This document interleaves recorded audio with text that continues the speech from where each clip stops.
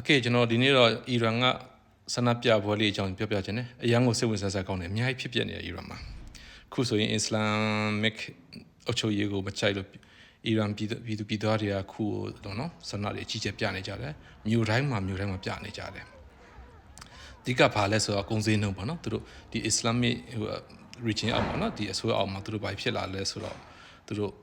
စားတော့ရေကုန်စည်နှုန်းတွေက sanction တွေမိပြီးအရန်စစ်ကြည့်လာတယ်ပြီးတော့စစ်ပွဲတွေစဖြစ်တဲ့နောက်ပိုင်းမှာပို့ပြီးတော့နိုင်ငံကပို့ပြီးတော့အခက်အခဲတွေရင်ဆိုင်လာရတယ်စစ်ပွဲတွေအမေရိကန်နဲ့နော်ဟိုပေါ့နော်အမေရိကန်နဲ့လည်းဖြစ်တယ်အစ္စရေးနဲ့လည်းဖြစ်တယ်အဲ့နောက်ပိုင်းမှာသူတို့ကပို့ပြီးစီးပွားရေးတွေအရန်ကျက်တဲလာတယ်ကုန်စည်နှုန်းတွေအရန်မြင့်တက်လာတယ်မပေးနိုင်လောက်အောင်ဖြစ်လာတယ်အဲ့ဒီပြင်ကခုပြည်သူတွေကခုပေါ့နော်ပို့ပြီးတော့လူငယ်တွေပို့ပြီးဘာလို့လာလဲဆိုတော့ freedom of speak နော်ဘာဖြစ်လဲစကားပြောလို့လားစကားပြောခြင်းနဲ့ freedom of religions ပေါ့နော်ဘာသာရေးကိုလို့လားဆိုတော့ကိုယ်ကိုယ်ချင်းကြတယ်ပြီးတော့ဘာဖြစ်လဲဆိုတော့ဟိုဘောနော်ဒီမိုကရေစီလိုချင်ရတယ်အဲ့ဒါတွေနဲ့ပတ်သက်ပြီးတော့လည်းသူလူငယ်တွေတက်ကြွလာကြတယ်ဆိုတော့သူတို့ဘောနော်ခုနောက်ပိုင်းမှာအဲ့ဒါအကြီးကျယ်ဖြစ်နေတယ်ခုအဲ့အစ္စလာမစ်ကျွန်တော်အုပ်ချုပ်ရေးအောက်မှာပေါ့နော်သူတို့ခေါ်တာ dictator လို့ခေါ်တယ်အာဏာရှင်အုပ်ချုပ်ရေးလို့ပြောတယ်အစ္စလာမစ်အုပ်ချုပ်ရေးကိုသူအာဏာရှင်အုပ်ချုပ်ရေးလို့သူတို့ခေါ်ကြတယ်ပေါ့နော်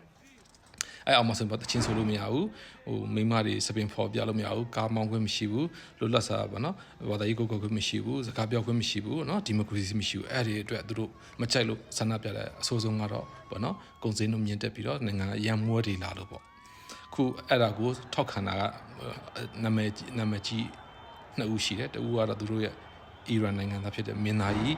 ရဆာကနေထောက်ခံတဲ့ဒီအတွက်ဒီမိုကရေစီရဖို့အတွက်မင်းသားကြီးရဆာကနေပြီးတော့ဒီပြောင်းလဲကိုထောက်ခံတယ်ဒုတိယထောက်ခံတဲ့လူကတော့ဘာဖြစ်ဆိုဒေါ်နယ်ထရန့်ဘာကိုပြောထားလဲဆိုတော့အီရန်ပြည်သူတွေကိုမနှိပ်စက်ပါနဲ့သူတို့လောလောဆယ်ဆန္ဒပြတယ်မနှိပ်စက်နဲ့မတပ်ဖြတ်နဲ့တကယ်လို့တပ်ဖြတ်ရင်ငါမှာပေါ့နော်ဝင်လာဖို့အဆင်သင့်ဖြစ်ပြီးသားဆိုတမတော်အဲ့လိုပြောထားတယ်အဲ့ကြတော့ဘာဖြစ်လဲဆိုတော့ခုဒီအီရန်မှာဆိုရင်ကျွန်တော်တို့ပြည်သူတွေကအီရန်ကိုပေါ့နော်တမရိုက်ထရန့်ကိုလည်းပြီးဟောဖြစ်ကြတယ် welcome လုပ်တယ်တချို့